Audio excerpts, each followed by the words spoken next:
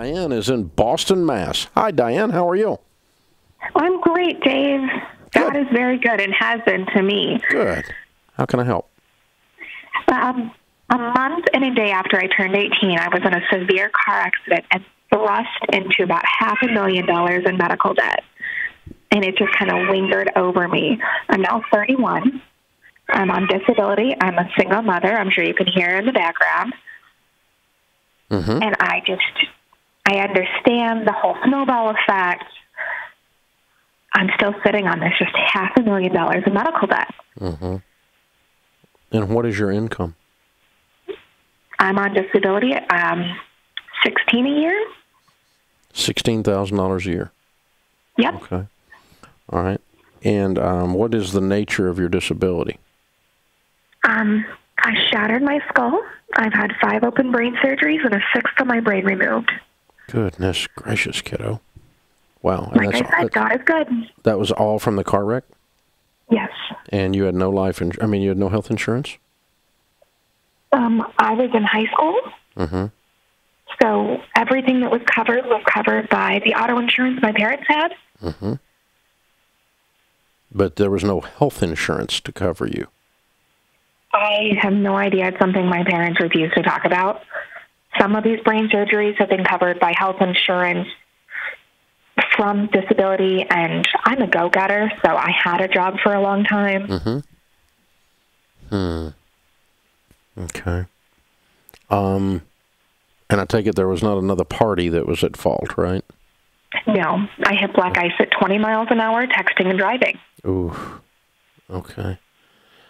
20 miles an hour? Correct. 20. Oh, wow. Oh, it takes my breath away. Okay. Well, there's a lot of extremes in your story. And you're right. You're walking in perfect peace that passes all understanding. And it does pass understanding that you're doing that, which is wonderful. And I'm glad you're there.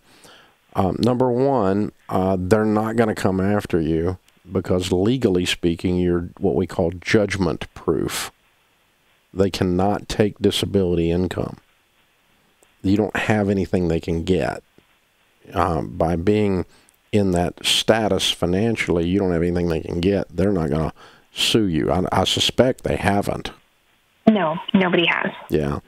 Is the vast majority of these bills 15 years old or 13, 14 years old?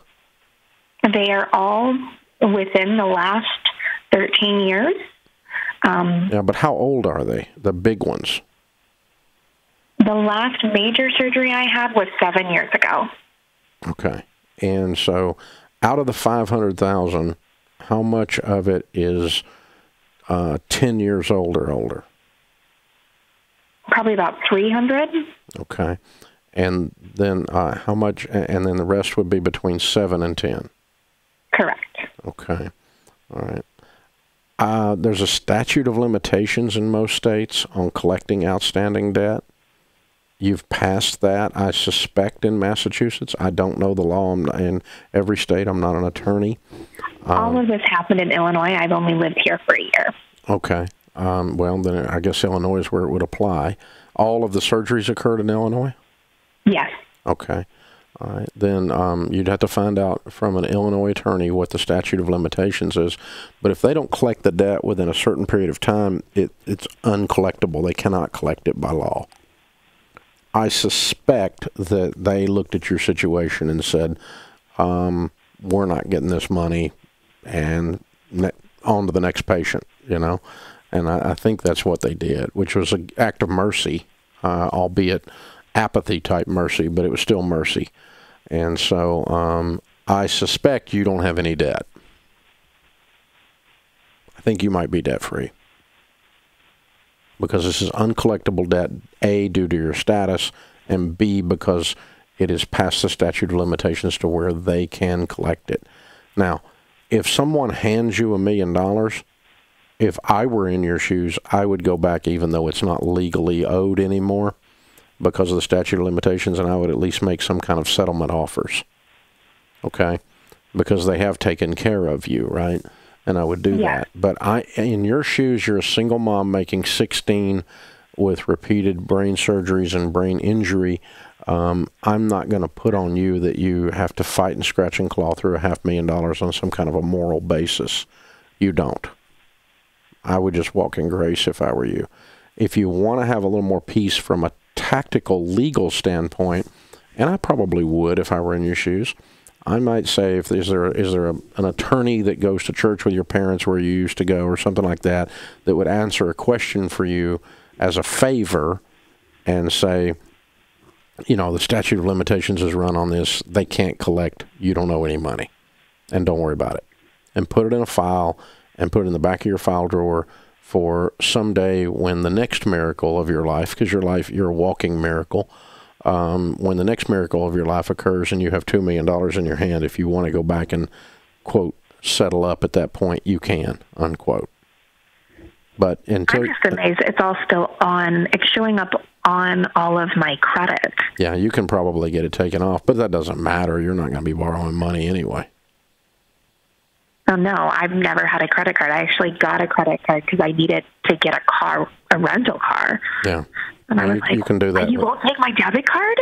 Are you kidding? Yeah, well, you can do that with your debit card. Just stay tuned.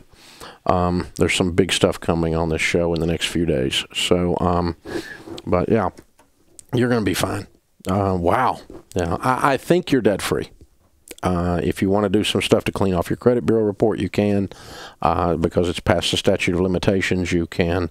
If you dispute something that's on your credit bureau report and they don't respond, or you have an argument, then they are required by law to take it off. So you could go through item by item and dispute these.